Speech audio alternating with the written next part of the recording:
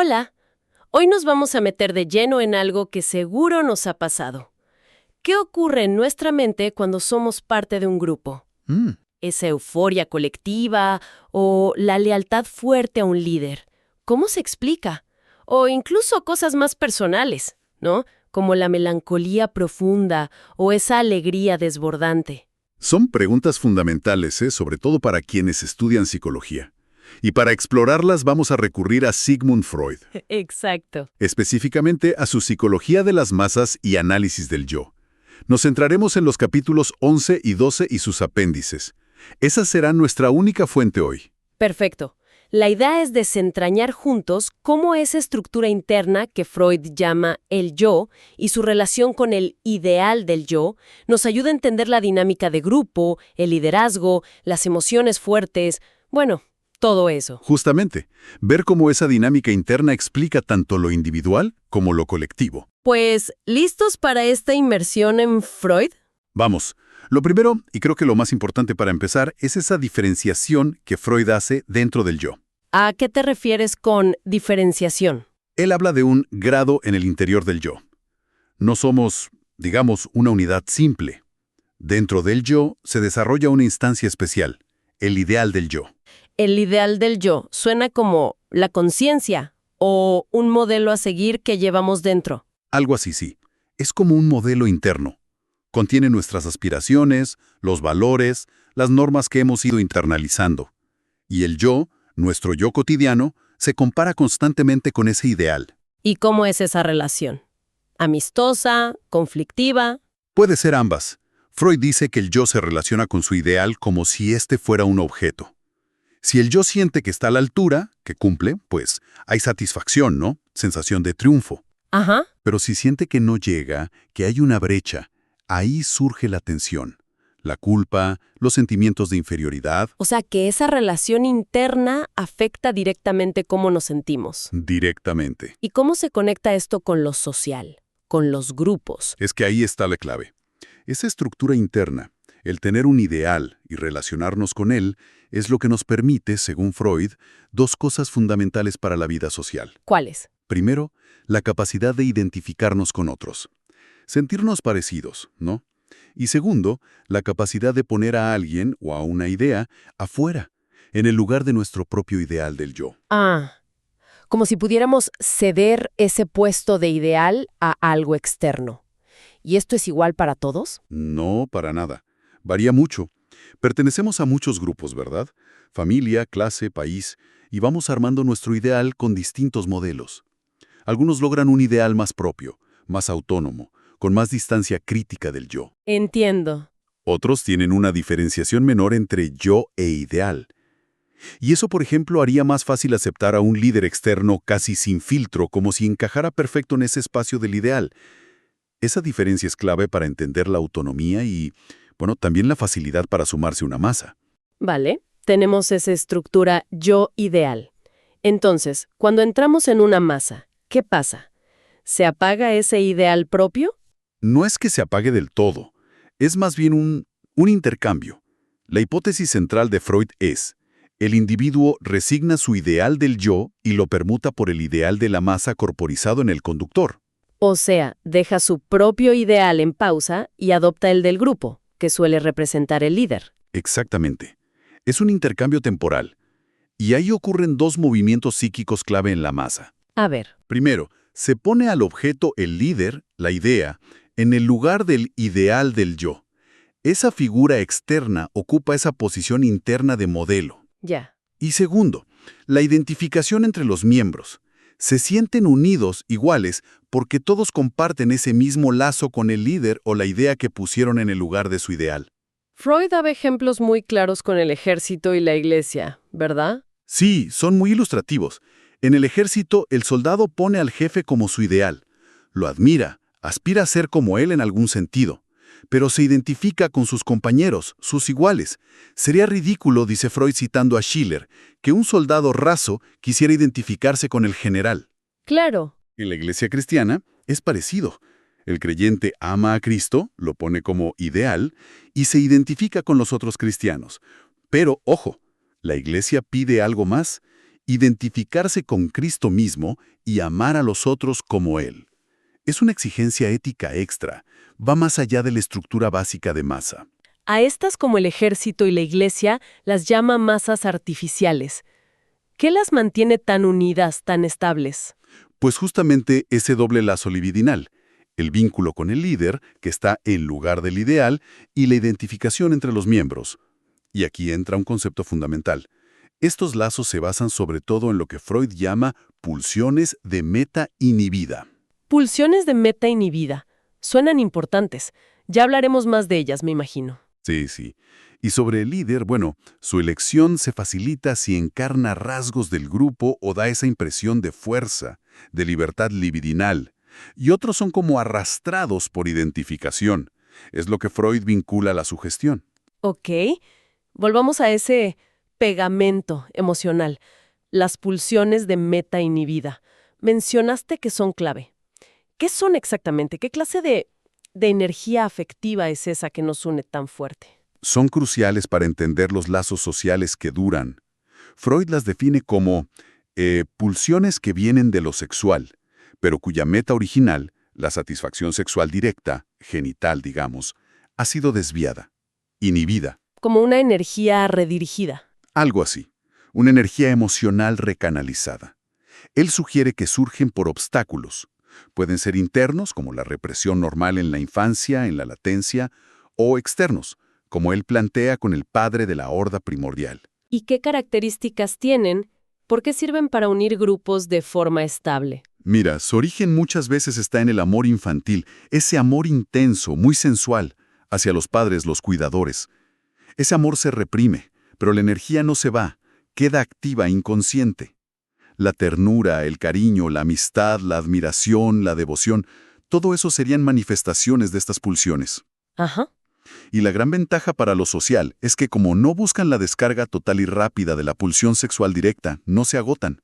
Pueden crear vínculos afectivos estables, duraderos, amistad, camaradería. ¿Y son fijas o pueden cambiar, transformarse? Son flexibles, fíjate, mantienen metas parciales del impulso original como buscar la cercanía, mirar a la persona admirada, y pueden mezclarse con pulsiones no inhibidas.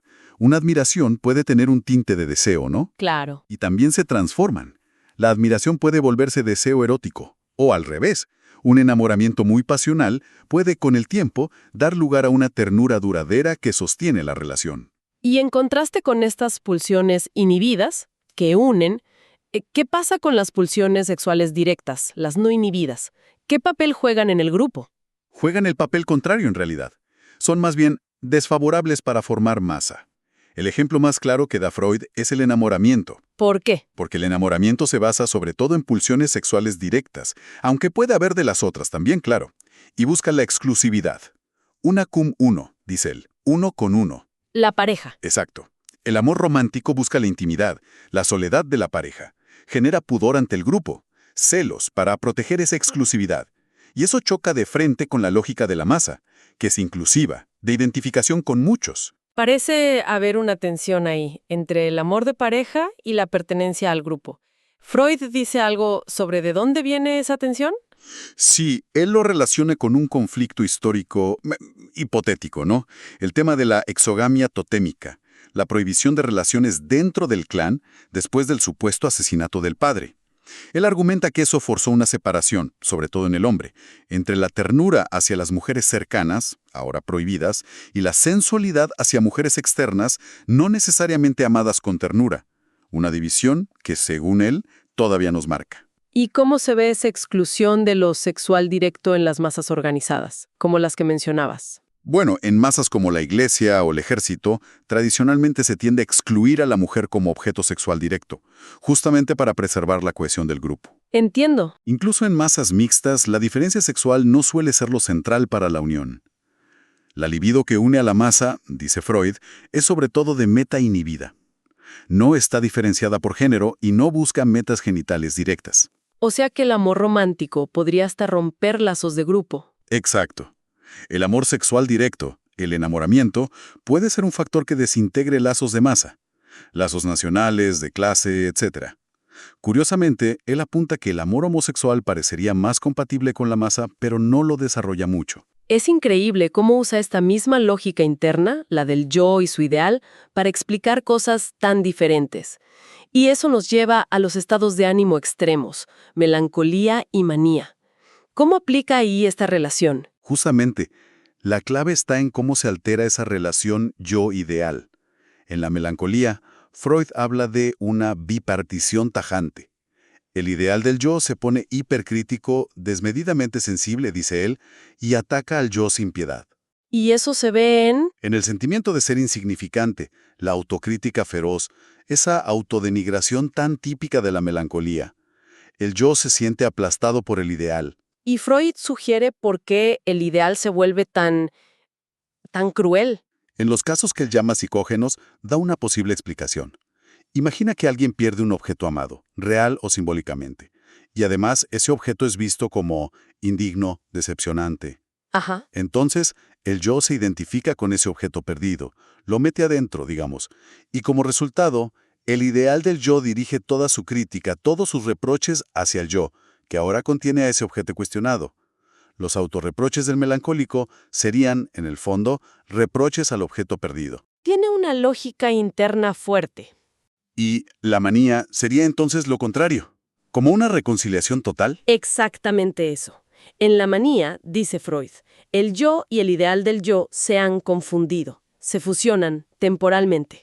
¿Y qué pasa entonces? Desaparece la autocrítica, las inhibiciones, los reproches. El yo se siente triunfante, eufórico, omnipotente. Disfruta de no tener encima la presión del ideal.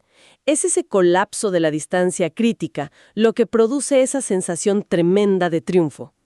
¿Y tiene alguna idea de por qué se fusionarían así? ¿Qué lo causaría? Es una conjetura, él mismo lo dice, pero sugiere algunas ideas. Podría ser como una rebelión periódica del yo, después de que el ideal fue muy severo. Como decir, ya basta. Exacto. O una reacción al maltrato del ideal, como en la melancolía, donde el yo se identificó con un objeto malo. Es como si el yo, para defenderse, se fusionara con su crítico y lo silenciara. Y eso podría explicar por qué a veces se ven ciclos, ¿no? Esas oscilaciones entre bajón y euforia. Justamente, Freud relaciona las oscilaciones del ánimo, incluso las que parecen espontáneas, con esa dinámica tensa entre yo e ideal. Sus conflictos, sus fusiones, sus rebeliones. La lucha interna se ve afuera, en el ánimo. Mencionaste la rebelión periódica. Y Freud conecta esa idea de liberarse un rato del ideal con algo tan cotidiano como las fiestas. ¿Cómo es eso? Sí, es interesante. Las fiestas, para Freud, son excesos permitidos, ¿no? Una infracción periódica de las prohibiciones. El carnaval, por ejemplo. Claro, psicológicamente, representan una suspensión temporal del ideal del yo.